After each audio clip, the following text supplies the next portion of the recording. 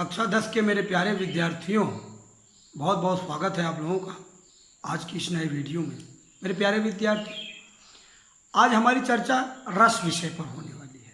चर्चा को आगे बढ़ाएं, इसके पूर्व ही मैं अपने उन सभी विद्यार्थियों को धन्यवाद ज्ञापित करता हूं जो लगातार वीडियो देख रहे हैं और वीडियो देखने के उपरांत अपना नाम, क्लास और सेक्शन कमेंट बॉक्स में लिख रहे हैं। मेरे प्यारे विद्यार्थियों, यही एक माध्यम है हमारे आपके एक साथ जुड़े रहने का। सो प्लीज़ इस तरह का काम कमेंट बॉक्स में अपना नाम, क्लास और सेक्शन लिखते रहिए।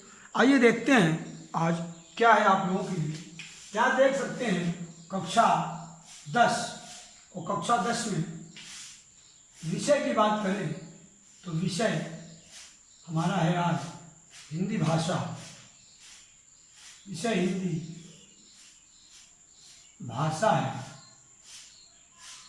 और हिंदी भाषा में अगर पाठ की बात की जाए, आज का हमारा पाठ बनता है रस। क्या है? रस। लेकिन रस भाग 5 की बात आती है और रस भाग 5 की बात करें इसके पूर्व थोड़ी सी चर्चा ये है। आज हमारी चर्चा श्रृंगार रस पर होगी। रस भाग 5 पर चर्चा प्रारंभ करें इसके पूर्व थोड़ी सी पुनरावृत्ति हमारे लिए आवश्यक है। पुनरावृत्ति किस बात की? रस भाग 4 की पुनरावृत्ति। रस भाग 4 में हमने आपको क्या समझाया? रस के सभी भेदों की चर्चा किया कि रस के कुल कितने भेद होते हैं। कुल 11 भेदों की चर्चा की। मूल रस कितने हैं? 9 है। भरत मुनि के नाट्यशास्त्र में रसों की कितने रसों की चर्चा है? 8 रसों की चर्चा है। सभी 11 रसों में हमने आपको समझाया कि शांत रस का स्थायी भाव जिसका निर्वेद है, स्थायी भाव निर्वेद लिखना है। कुछ लोग शांत रस का स्थायी भाव शांति लिख देते हैं। शांति ठीक है, एकांत ठीक है, लेकिन निर्वेद उसका प्रथम स्थायी भाव, इसलिए निर्वेद को रखना। निर्वेद और निर्वेद के बाद आप शांत भी कह सकते हैं। मेरे प्यारे विद्यार्थियों, सभी रसों की चर्चा किया, सबके स्थायी भाव बताया और हमने कहा कि अब हम क्रमशः एक एक रस पर चर्चा करें। तो सबसे पहले हमारी जो बात होती है श्रृंगार रस की बात होती है और श्रृंगार रस को एक दूसरे नाम से जानते हैं, उसको भी मैं आपको बताना चाहूँगा। इसलिए यहाँ पर मैं ऑब्लिक कर दे रहा हूँ ताकि आप हेडिंग में रहेगा तो आप हमेशा जानते रहेंगे। श्रृंगार रस को रस राज भी कहते हैं, रस राज भी कहा जाता है। अब आपसे कोई पूछे कि 11 के 11 रसों में रसराज किसे कहा जाता है, तो श्रृंगार रस को रसराज कहा जाता है, रसों का राजा कहा जाता है। इसका अगर संधि विच्छेद कर देंगे तो जैसे राजपुत्र होता है तो राजा का पुत्र होता है ना समाज विग्रह में, तो रसराज का सब समाज विग्रह करें तो कहेंगे रसों का राजा। रसों का राजा कौन है? श्रृंगार रस है। ये आपकी बात है। श्रृंगार के श्री में हमने कहा दूसरी वाली लाइन नहीं रहेगी, अब हमको आपको पहले ही बता दिया है। श्रृंगार लिखने में आप बहुत सावधानी बरतेंगे। बहुत सारे बच्चों से गलती होती है, गलती मत करिएगा। श्रृंगार के श्र में मैं क्या समझा रहा था उस दिन वीडियो कॉल में भी समझा रहा था। श्रृंगार के ये जो श्र है, जैसे श्री वाला श्र जब लिखते हैं तो आप ये एक लाइन यहाँ से नीचे लाते ही ये नीचे वाली लाइन श्रृंगार में नहीं रहेगा। यही मैं आपको समझा रहा हूँ इतनी देर से। आप बात को समझने की कोशिश कीजिए। मुझे पूरा भरोसा है कि आप अगर क्वेश्चन पूछा जाएगा कि रसराज किसे कहा जाता है, आप श्रृंगार रस कह देंगे। और इसलिए आगे चर्चा करना ही है। श्रृंगार रस की परिभाषा की बात करते हैं। परिभाषा में क्या कहते हैं, देखिए, काम भावना अथवा कामदेव को जागृत होने को श्रृंग कहते हैं। अतः इस रस का आधार स्त्री पुरुष का सहज आकर्षण है। यहाँ क्या लिखेंगे? इस रस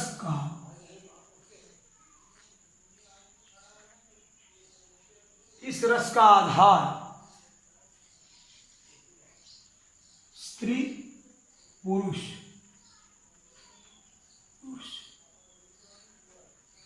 पति पत्नी अथवा नायक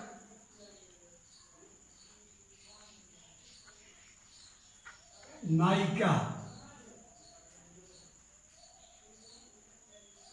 कॉमा कर दीजिए,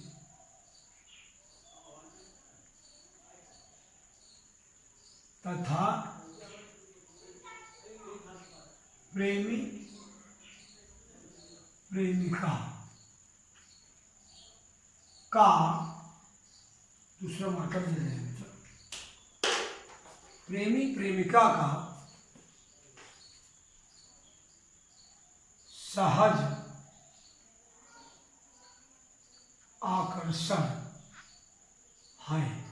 इस रस का जो आधार है, जो बेस है, जिस पर ये रस बना हुआ है, श्रृंगार रस का जो आधार है वो है स्त्री पुरुष या पति पत्नी या नायक नायिका या प्रेमी प्रेमिका का सहज आकर्षण, जो एक दूसरे के प्रति वो आकर्षित होते हैं।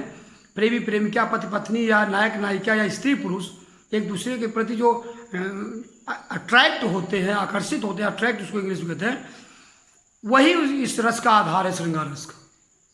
इस बात को ध्यान में रखिए। आगे देखेंगे, कह रहे हैं यहाँ देखिए, जब प्रेमियों में सहज रूप से विद्यमान रति नामक स्थायी भाव, विभाव, अनुभव और संचारी भाव के सहयोग से आस्वाद के योग्य हो जाता है तो श्रृंगार रस। तब इसकी परिभाषा करना, थोड़ी सी चर्चा करेंगे इसकी परिभाषा। ये अर्थ इसका आधार समझ लिया, अर्थ समझ लिया, मीनिंग समझ लिया, परिभाषा। हम यहाँ परिभाषा और परिभाषा श्रृंगार रस की क्या कहती है मेरे प्यारे बच्चों, इस बात को आप देखने की, समझने की कोशिश करेंगे। जब प्रेमियों के सहज रूप से, जब प्रेमियों में सहज रूप से, सहज माने अपने आप, हमेशा से विद्यमान, सहज रूप से विद्यमान रति, सहज रूप से विद्यमान रति नामक स्थायी भाव, रति नामक स्थायी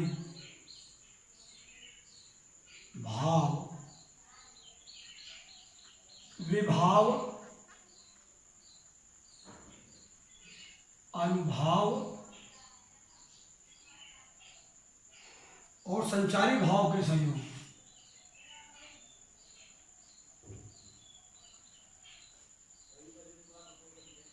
और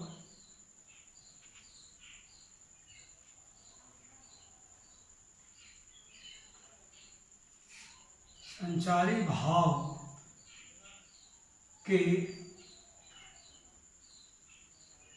संयोग से आस्वाद के योग्य,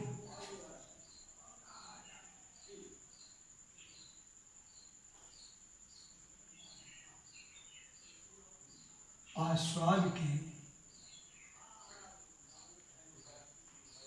योग्य, आनंद प्राप्त करने योग्य। आस्वाद माने आनंद प्राप्त, दूसरा मार्कर लेते हैं मतलब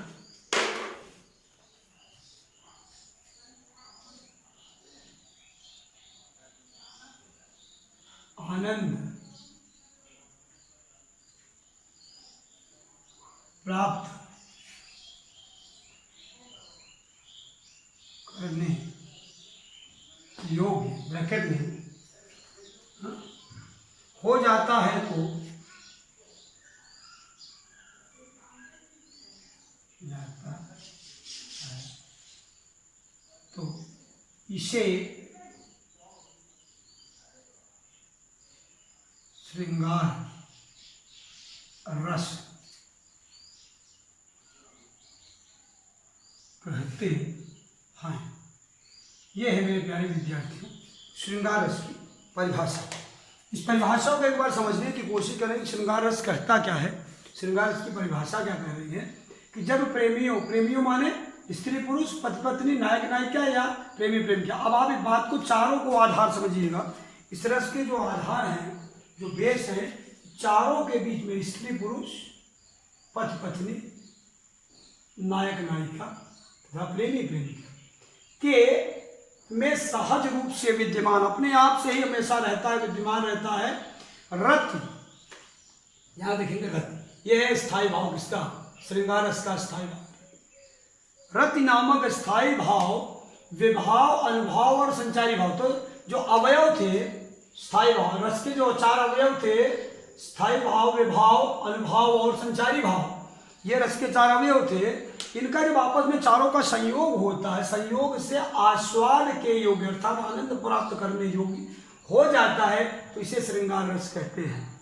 अगर शब्दों की जाल में आप फंसना नहीं चाहते, आप बहुत सरल तरीके से समझना चाहते हैं श्रृंगार रस की बात, तो ऐसे समझिए मेरे प्यारे बच्चों। हमने कहा जो अट्रैक्शन होता है पति पत्नी, प्रेमी प्रेमिका या स्त्री पुरुष या नायक नायिका के बीच का, वो जो होता है वो हृदय में जब थोड़ी देर के लिए तुरंत होगा, तुरंत खत्म हो जाएगा, तो वहाँ स्थायी रस नहीं आता श्रृंगार रस। बहुत लंबे समय तक, बड़े ज़्यादा टाइम तक जब वो हृदय में स्थापित जो रति का भाव है, काम क्रिया का जो भाव है, वो जब वो द्वेलित होता है, जागृत हो जाता है, तो उसके चारों के संयोग से स्थायी भाव, संचारी भाव, विभाव तथा अनुभाव के संयोग से जब वो आनंद प्राप्त करने योग्य स्थिति आ जाती है उनके, तो वही जो स्थिति होती है उसी को श्रृंगार रस कहते हैं। अब यहाँ पर थोड़ा सा आपके लिए ट्विस्ट भी है। श्रृंगार रस हमेशा सुखदाता ही नहीं होता है, वो दुखदाता भी होता है। उस समय भी ये प्रेमी प्रेमिका, स्त्री पुरुष, नायक नायिका, ये जो है पति पत्नी एक दूसरे के लिए ही परेशान रहते हैं। वहाँ पर तब वो संयोग श्रृंगार की जगह तब वियोग से, तो श्रृंगार के 2 भेद, अभी हम उसकी चर्चा आपसे करते हैं। आप देखिए यहाँ श्रृंगार रस में सुखद एवं दुखद दोनों प्रकार की अनुभूतियां होती हैं। यहाँ आप नोट पॉइंट में लिख लेंगे, आपका एक नोट पॉइंट बनेगा यहाँ पर। क्या कहेंगे, श्रृंगार रस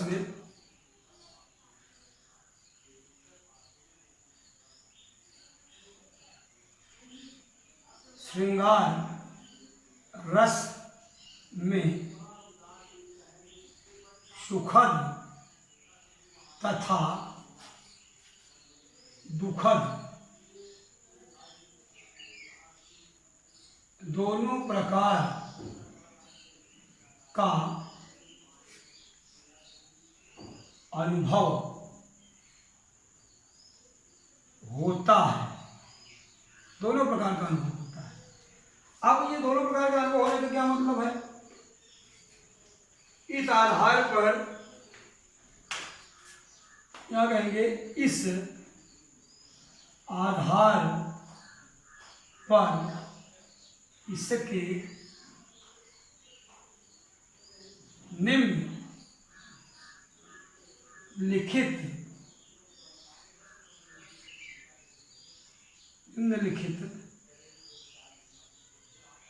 2 भेद हैं। प्यारे बच्चों, अब आप देखिए यहाँ मैं क्या आपको समझा रहा हूँ कि श्रृंगार रस में, सॉरी विद्यार्थियों, हमने कहा श्रृंगार रस में सुखद तथा दुखद, हमेशा आनंद ही नहीं प्राप्त होता है इनको। अरे भाई वो एक दूसरे से दूर हो गया, एक उदयपुर है, एक महमूदपुर चला गया, एक दिल्ली एक दौलताबाद चला गया, जोड़ा बिछड़ गया, तो ऐसे में उनको आनंद की प्राप्ति कहाँ से होगी, वहाँ तो दुख प्राप्त होगा ना। एक दूसरे की चिंता में, दूसरे के शोक में पीड़ित रहेंगे, न खाएंगे न पिएंगे। कभी उनके रहीम दास की नायिकाओं की बात कर रहे हैं तो भाई हद कर दिए हैं। वो कहते हैं कि इत यावत चली जात उत चली 6-7 हाथ। क्या बोलते हैं कि इत यावत चली जात उत चली 6-7 हाथ। नायक के वियोग में नायिका इतनी दुबली पतली और हल्की हो गई है कि इत यावत चली जात उत चली 6-7 हाथ।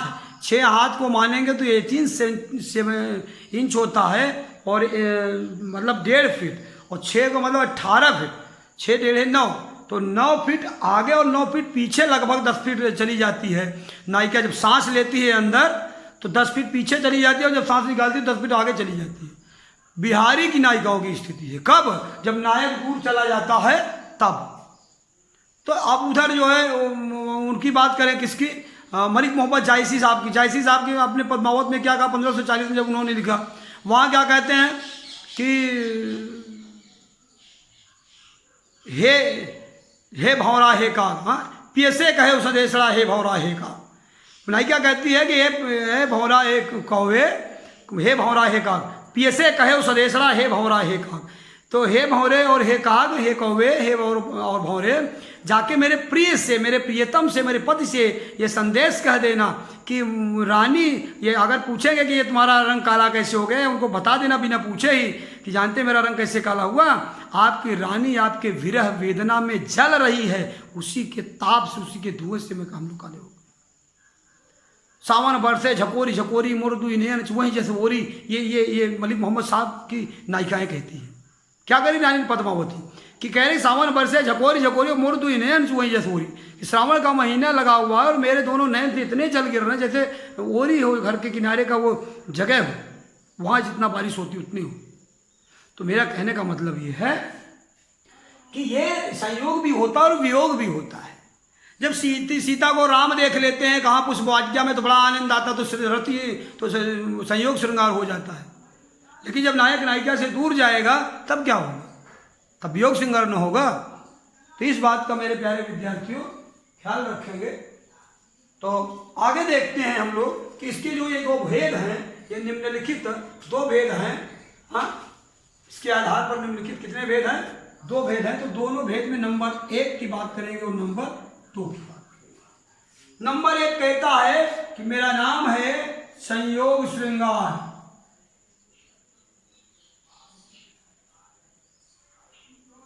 और ये है वियोग श्रृंगार।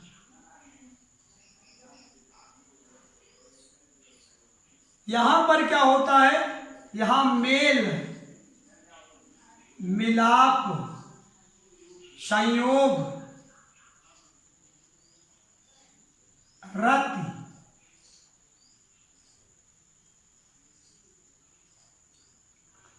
आदि। यहां क्या होता है, यहां होता है वियोग दूरी, वियोग दूरी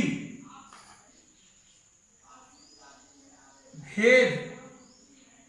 हाँ, वियोग हो जाता है, जो वियोग श्रृंगार होता है, वियोग दूरी हो जाती, दूरी हो जाती, भेद हो जाता है, दोनों में अंतर हो जाता है।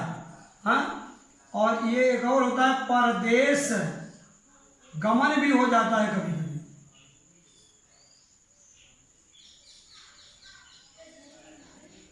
आदि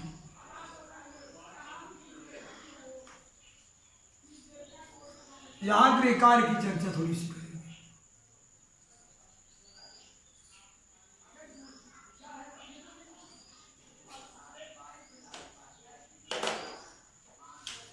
क्या कहता है हमारा गृहकार, क्या कहना, अभी आप समझिए कि जब संयोग श्रृंगार की बात आती है, संयोग श्रृंगार में क्या होता है, संयोग श्रृंगार में नायिका का मेल मिलाप होता है, संयोग होता है, रत क्रिया होती है।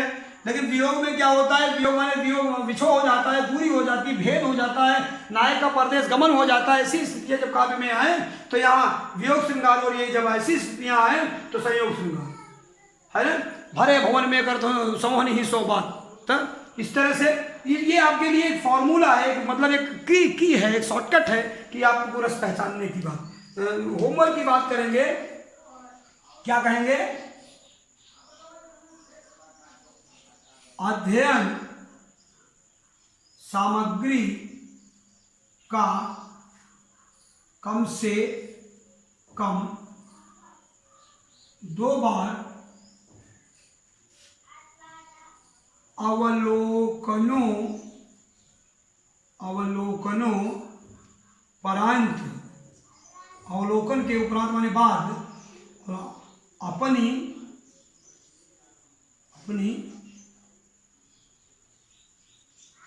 कॉपी में लिखकर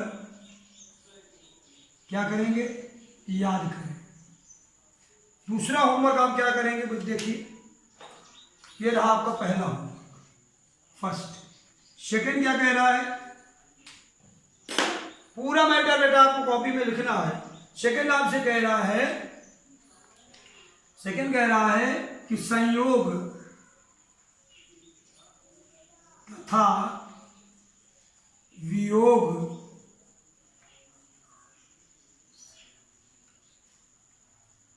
श्रृंगार का अध्ययन कम से कम